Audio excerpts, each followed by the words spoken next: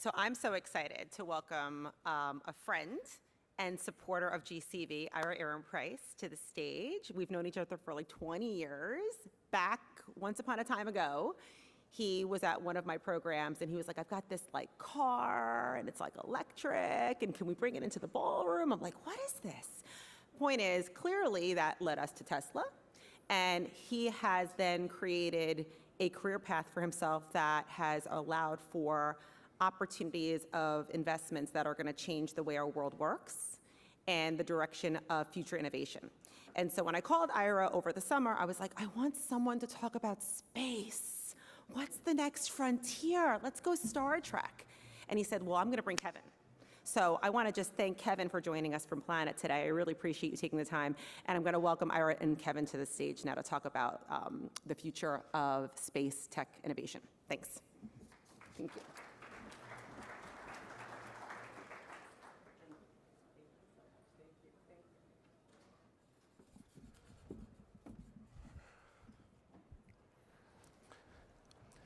All right, well, good morning. It's my pleasure to welcome you to this conversation on space technology and innovation.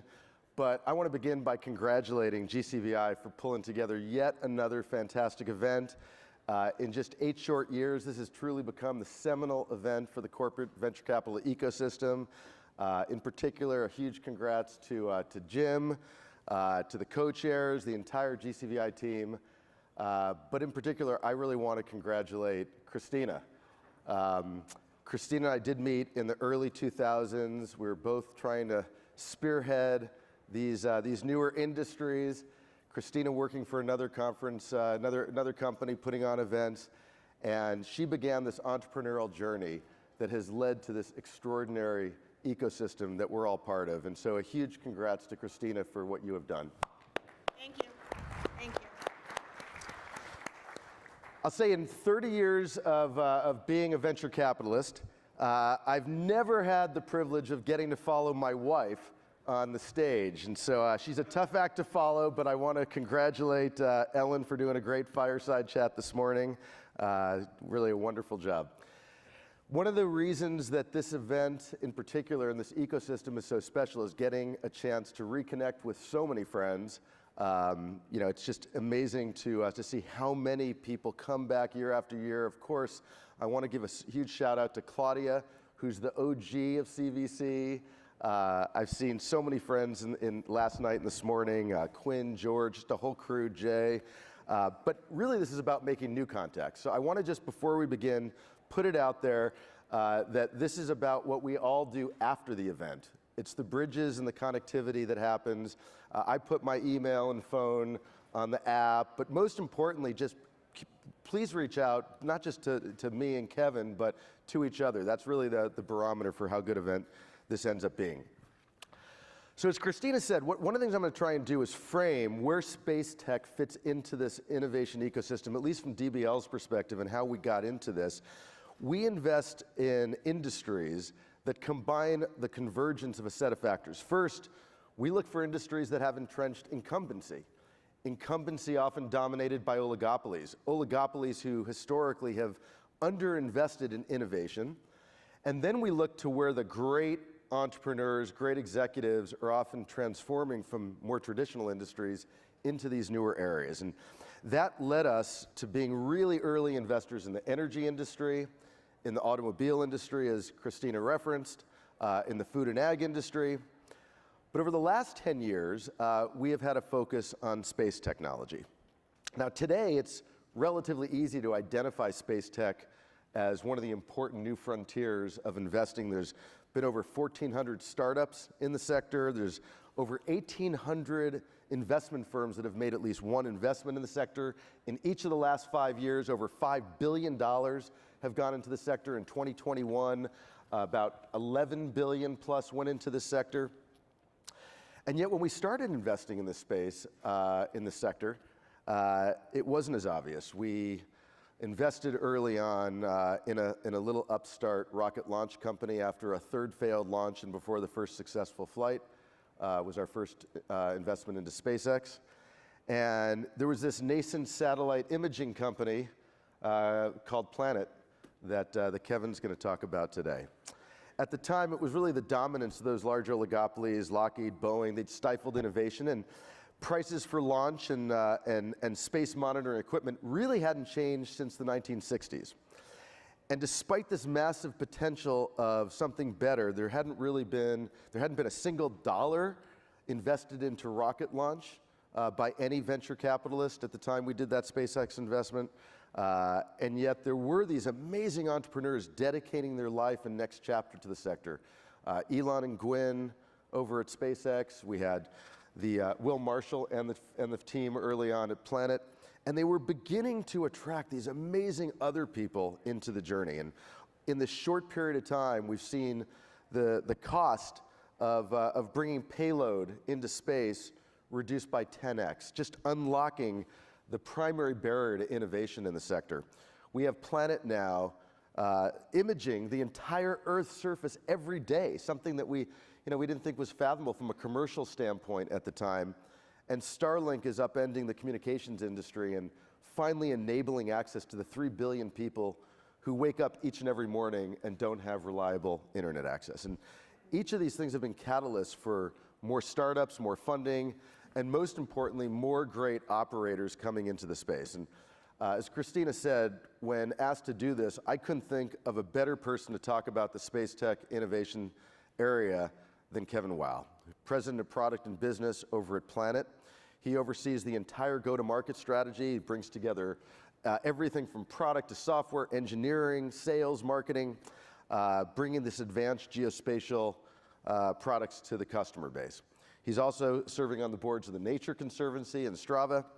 And when we talk about great people coming into a sector, Kevin had this incredible career prior to coming into Planet as Senior VP of Product at Twitter. He was VP of Product at Instagram, generating over a billion users during his tenure. And most recently as VP of Product at Facebook, creating the digital wallet for Facebook's Libra payment system.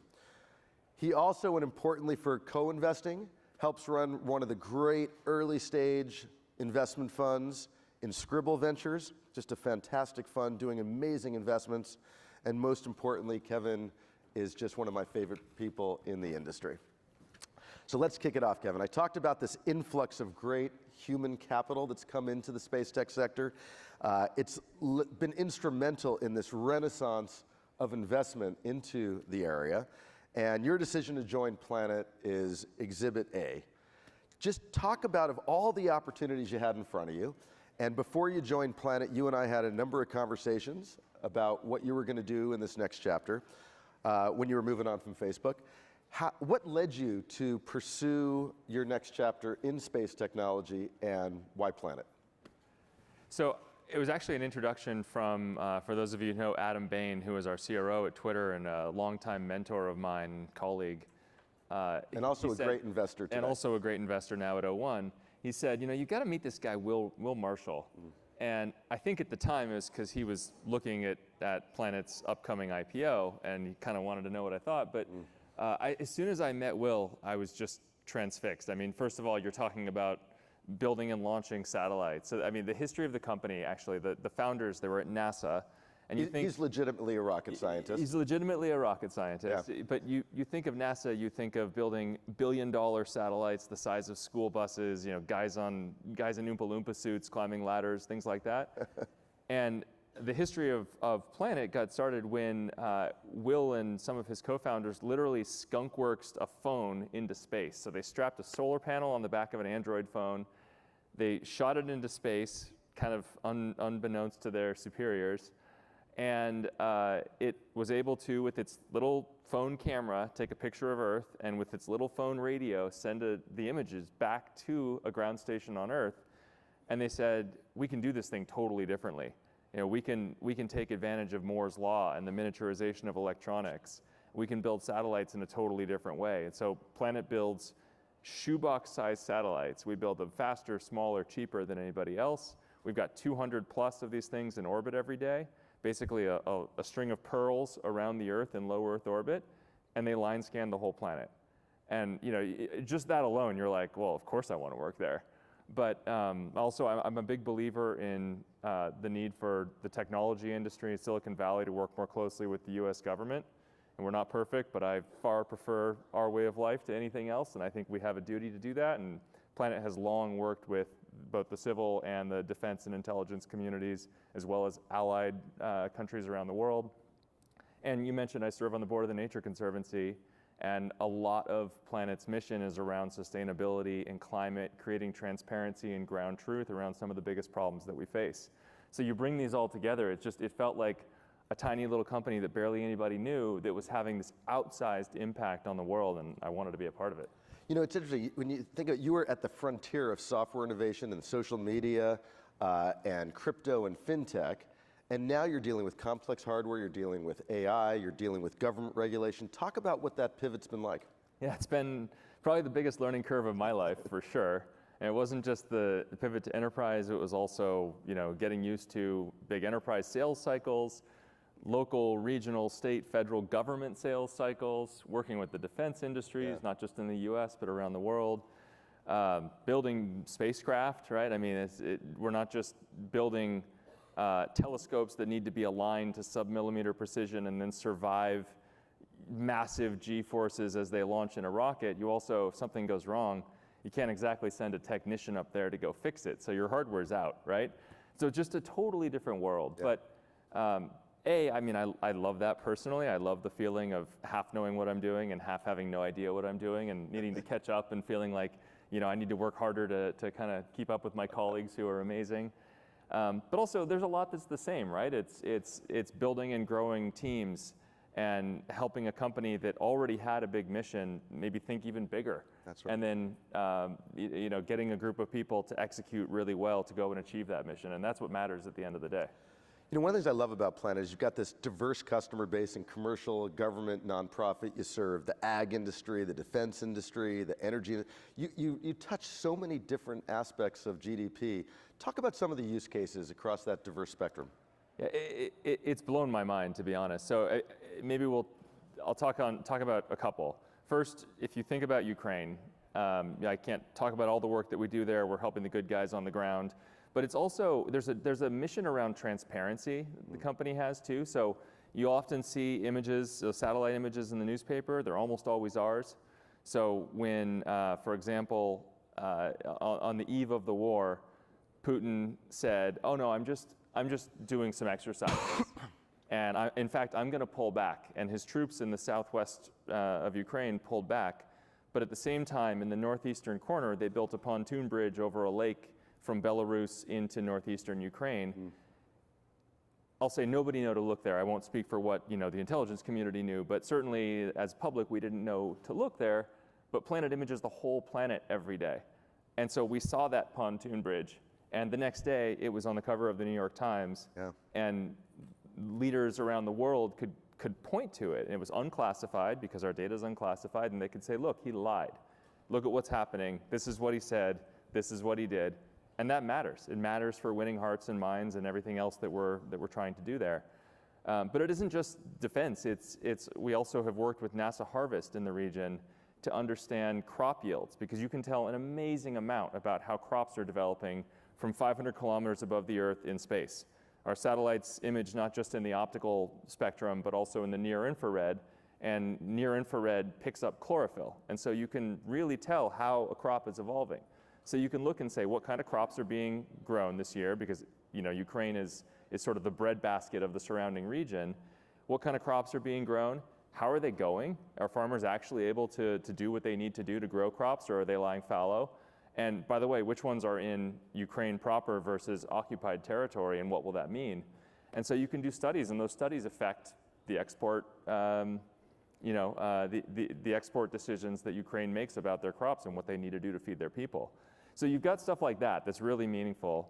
Then another great example is the work that we do with the Brazilian Federal Police protecting the Amazon. So you've got 10 million square kilometers of the Amazon. It's massive. And it's very hard to police an area that large, and you have lots of deforestation. So what we're doing now is taking our data. We scan the entire Amazon every single day automatically, You look at day-on-day data, use some AI, and you can generate alerts whenever there is any kind of deforestation in the Amazon. And then a partner of ours has taken that feed of changes, and they've connected it into the Brazilian sort of government systems. And so there's a person that gets a feed of changes every day, and they look at each change and they connect to the permitting database. And it says, was this change permitted? This road is being built in the Amazon. Was this allowed? Maybe it was. If not, though, they can click a button. It gets sent straight to a judge who sees the before and after, sees that there's no permit, and with another click of a button can issue a warrant. And the police zoom out there, and in the course of a day or two, are disrupting an operation that before they would have never known was existed. So it goes to show, I think this is the most underutilized data set in the world, because it basically points at any macroscopic change that happens across the face of the earth. We have it for now 2,500 days going backwards. And I think one of the biggest opportunities for us as humans, frankly, is to begin to take advantage of this data set. I want to just amplify and underscore what Kevin just described. It's probably the biggest misconception of investing or being involved in the space tech sector. People often talk about Mars or where we're going to. This is all about understanding planet Earth, terrestrial applications, really being able to, and what Planet's doing is get a window in to planet Earth, figure out how to measure, monitor, and find new applications as a result of seeing our own universe in new ways. So it's just super special, Kevin. You know, the allure of Silicon Valley and venture capital and entrepreneurship is all about that little upstart in a garage, leapfrogging the incumbent and ultimately taking market share and never touching that incumbent or developing partnership or collaboration. And yet so many of the sectors that we now all play in, it's all about the partnership and collaboration that this event stands for. And the space industry is a great example of one where companies cannot go far alone. And when I think about what you're doing with government agencies, with private companies, with international industry, it's all about those partnership opportunities and collaborative opportunities that you're forging. And of course, I hope that at this event you'll be able to have follow-up conversations with others. But just talk about that idea of building bridges. Yeah, our entire business, our entire impact is built with partners, because it's a big horizontal data set, right? It's every macroscopic change that's happened across the planet in the last 7 years. We can't possibly know the implications of that and understand every vertical and every government and every local region. And so we rely on partners to do what we do. You know, I mentioned the Brazilian federal police. We're not going to do that integration into a Brazilian government system, but together with a partner, it becomes magical. You take any other set of industries, whether it's agriculture and insurance, we work with the big reinsurers, folks like Swiss Re, to take our data and develop drought insurance, a product that never had existed before for farmers that suddenly is benefiting both farmers and the insurance companies. Right? We don't have the expertise to do that, but our partners do. And so, again, I think this is the most underutilized data set that exists today. And I'd be excited to have conversations with anybody that thinks it could be relevant for either their portfolio companies or the actual corporate that you're working for. You know, given just that you've been such a pioneer in so many emerging areas and now here at Planet, you know, I always like to make sure we're actually talking about the flip side, making sure we're not glorifying some of the areas that we're all working on. What have been some of the difficulties? What have been some of the challenges, both for you in making the transition, in forging a new terrain in the sector, and as you think about the industry at large? Yeah, so in some of the businesses that I worked in before, so I spent a lot of time building out the ad platform at Twitter. That's a mature industry, right? Twitter was doing new things with ads. We were putting ads in stream and innovating in mobile advertising, but the advertising industry was there, and you know how to measure ads by and large. You're looking at return on ad spend, even brand advertising, where people say, I know half my ad spend is wasted, I just don't know which half. Even there are well-known, well-understood ways to measure success. With Planet, we're building a new market. We're a vertically integrated company building everything from satellites to a data platform to AI-based solutions, and it's never existed before. So we go and talk to customers. We're not replacing their previous scan of the planet with a better one. We're replacing often manual solutions, or introducing them to the concept that this ground truth data exists and talking to them about what's possible. So we're building a brand new market. There are no sort of built-in measures of ROI. It ends up being different for different customers. And that's been a real challenge and a real learning experience, but also, it's very fulfilling when you get it right and you prove value, and suddenly things that people thought were impossible become commonplace. All right, Kevin, as we wrap up the conversation, as we said at the outset, this has been just a transformative decade for space technology innovation, for Planet in particular, which went public in 2021. But let's end with a bit of prognostication. In most of these fireside chats, I always try and ask where the puck's going. In this case, I'm going to ask you how to steer where the spaceship is going. And give us a sense what the next 5 or 10 years look like at Planet and the industry at large. Well, there's a huge amount happening in the space industry in general. There's a lot to be excited about. SpaceX is driving, not just cost reductions, but I think even more importantly, reliability and frequency to space. So it's a lot easier to get there. The founders are telling me stories about back in the day when they would have to wait on some scientific mission, and the scientific mission gets delayed, so the rocket gets delayed, and there's nothing to do other than wait around. Right. Now you've got SpaceX going up 3 times a week, and that matters. Yeah. That means also a lot of new technology, a lot of new satellites are being built. So we're releasing, later this year, we're going to launch our first hyperspectral satellite. So rather than looking at the optical bands, what you can see with your eyes, it's essentially chemically fingerprinting across a huge part of the electromagnetic spectrum. In particular, that'll let us see methane and carbon off-gassing. So it's another form of ground truth. We're going to be able to see where there are methane and other gas leaks all over the planet, and hold emitters accountable, and also hold up to the light the companies and the countries and the regions that are doing really well. So you get more of these forms of ground truth. And just in general, I think this is the time when this industry matures. We go from never having had ground truth about the planet to now we have it and we're learning how to use it. And I think over the next 5 to 10 years, it's going to become commonplace. So commonplace that we don't even think about it anymore. It just ends up being built into the systems that govern how we work, how we operate, and ultimately how we make the world a better place. So I'm excited to see this technology go from, oh my God, did you know it exists? Holy cow, I had no idea, to, oh yeah, of course it exists. It's just built into everything. It's a part of how we operate. Because that's really success for a technology at the end of the day. Kevin, I am always inspired by hearing the vision of Planet, what's going to be the future of space technology, things we never imagined before. The industry is lucky to have you. Thank you for joining us today. And I would say the best barometer of success of the 20 minutes we just did is the kind of follow-up that happens after. I know Kevin's going to stay for a bit right after this, and be delighted to talk to you. So join me in thanking Kevin for joining us today and for what he's doing for the industry. Thank you for having me. Good job, man.